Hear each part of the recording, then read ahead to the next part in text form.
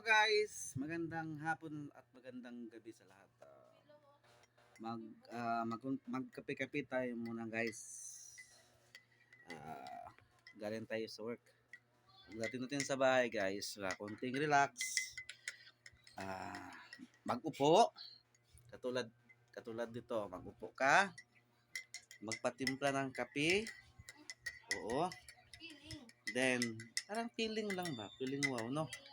Feelingon lang guys. Patimpla tayo ng kape guys. At ito na.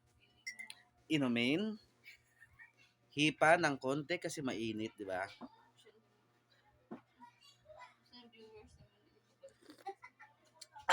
Delicious talaga guys. Kape guys, kape. By the way guys, for this video, mag-prepare tayo ng mauulam natin guys. Magluto tayo ng simpleng luto lang. Yung ano lang, ang tawag dun sa luto na yan, ang tawag niyan, hane? Anong tawag sa luto na yan? Nilaga. Nilagang baboy guys. May baboy dyan, no? Nakalakad. At saka guys, konting kape-kape lang muna. Parang feeling wow lang muna tayo guys.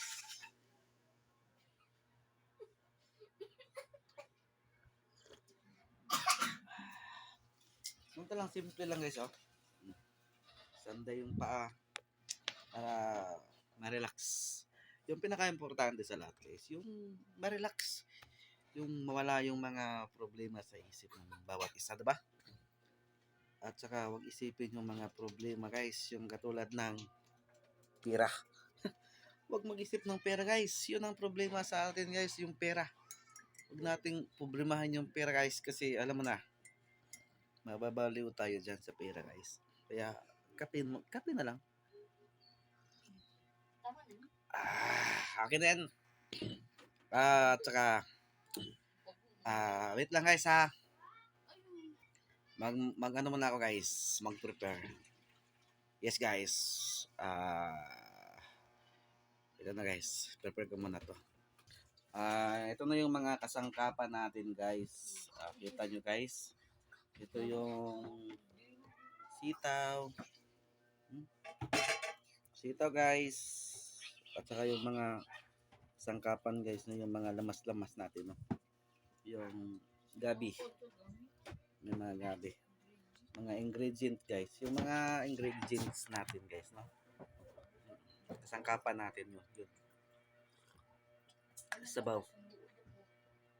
Sabawan na guys, sabawan. At saka yung mga ingredient natin guys, huwag kalimutan natin i-prepare. First of all, prepare natin to para maya lutuin na natin. Ito na yung baboy guys na lutuin natin guys. Pakita ka muna, dapat may mga kunting taba-taba guys. Ito na guys, dapat taba-taba para yung sabaw may mga ano guys, 'di ba? Mas masarap kapag may taba. Kaya mag-prepare na tayo guys para magluto.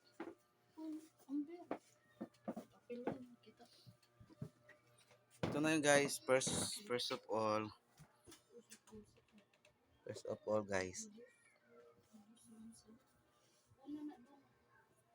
Una natin guys, iwan natin yung gasol. Okay. Luto na lagi tayo ta. Magpainit tayo ng oil. Para bakit ayaw to mag-start? Ay, naka-off pala yun guys. Sorry.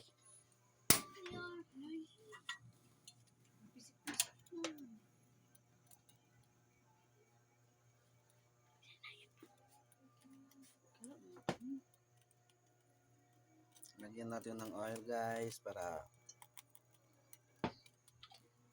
tama-tama yung apoy. Yung apoy guys, importante talaga, no? Hinaan na natin yung apoy guys para hindi masunog yung oil. Pinaka-importante yung apoy para yung oil ay hindi hindi mangarati. Oo. Kasi yung pag sobrang init na guys at saka yung apoy natin is ano na, sobrang boiling na talaga. Yun ang problema na mapasok tayo doon. Magbo-boiling yan guys kasi ano yan, oil yan. Mm. Kaya pag malunod na natin yung taba guys,